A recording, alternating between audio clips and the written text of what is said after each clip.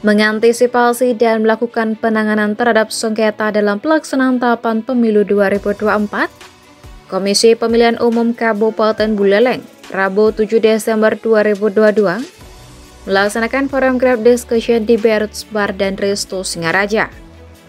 Selain melibatkan Bawaslu Buleleng, FGD yang dikemas secara sederhana dan santai itu juga melibatkan unsur-unsur terkait dalam penanganan sengketa pemilu, di antaranya Polres Buleleng, Kejaksaan Negeri Buleleng, Pengadilan Negeri Singaraja, Kesbang Pol maupun Satpol PP Pemkab Buleleng.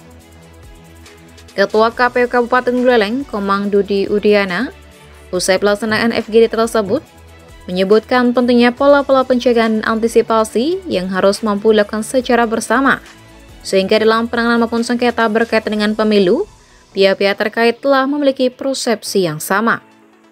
Pada sisi lain, Ketua KPU Dudi Udiana juga menekankan pentingnya koordinasi antar lembaga penyelenggara dengan lembaga hukum yang harus dilakukan dalam proses penanganan maupun sengketa berkaitan dengan pemilu yang akan dilaksanakan di tahun 2024. Hal senada diungkapkan Ketua Pengadilan Singaraja, Herianti, yang berharap dalam proses hukum yang dilakukan nantinya telah memiliki cara pandang yang sama melalui kegiatan FGD yang digelar berkaitan dengan pemilu 2024, utamanya berkaitan dengan kejujuran pihak-pihak yang terkait.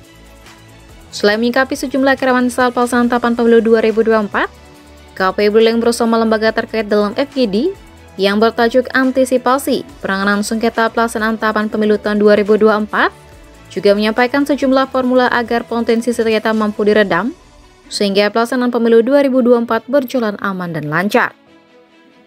Dari Berutsbar dan Resto Singaraja, Tim Liputan Balijani melaporkan. Hal-hal apa aja tadi yang dilakukan oleh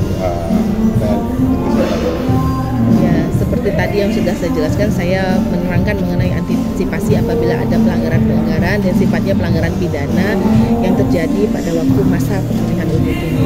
Jadi yang pasti kita akan siap berkoordinasi sesuai dengan tahap pelimpahannya dari pihak kepolisian, kejaksaan, dan pengadilan.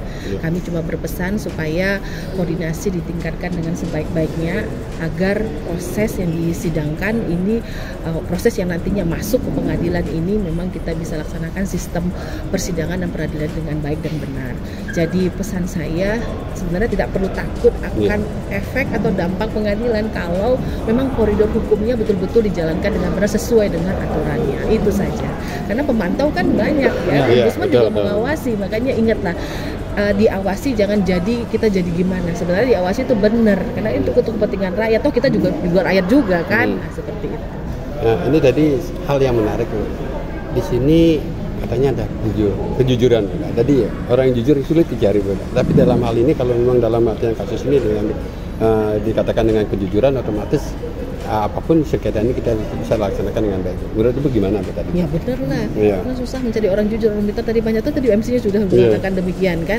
Yang pasti orang jujur masih dihargai kok di pengadilan. Kita juga menghargai kalau memang orang memang sudah mentok di pengadilan, fakta-fakta sudah mengarah, ya sudahlah, jujur saja. Orang jujur masih bisa diperbaiki, tapi kalau orang pintar tidak jujur, kita masih bisa mencerdaskan banyak orang bodoh untuk bisa menjadi pintar dan jujur. Gitu. Terakhir, ketok palunya kan ada di pengadilan, apapun sengketa ini benar. Apa himbauan terhadap masyarakat untuk menyongsong penanganan sengketa di tahun 2020? Nggak usah ke pengadilan, jadi jalankan dengan jujur dan adil. Nggak usah ke pengadilan, jauh-jauh deh mindsetnya itu. Ini nanti kan ada medianya, bisa ke pengadilan.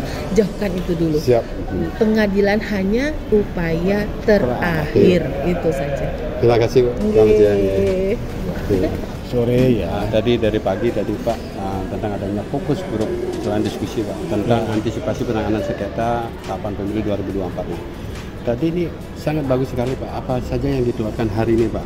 Pak mengundang satu sisi kejaksaan, pengadilan dan instansi terkait. Silakan Pak.